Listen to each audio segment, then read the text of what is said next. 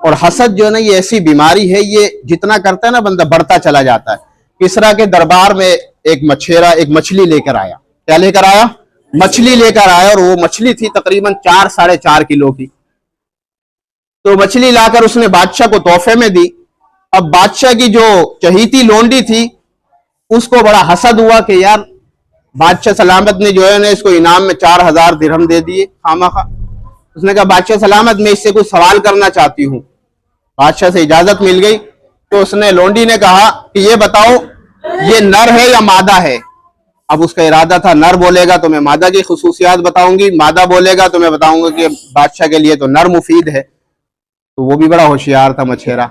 उसने कहा ला ज़करुन वला उनसा बल हिया खुनसा, ना ही में ना शी में, ना मर्द है ना नर है ना मादा है, ये तो तीसरी मखलूक है।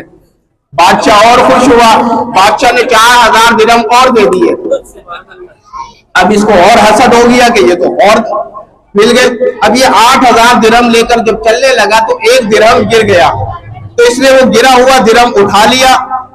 तो इसको मौका मिल गया लोंडी को, कहने लगी कि बादशाह सलामत, आपके दरबार के आदाब के खिलाफ है कि कोई गिरी हुई चीज, इसको अच्छा खासा इनाम मिल गया, फिर भी ये इतना लालची और हरीस है कि वो एक दिरहम भी इसने उठा लिया।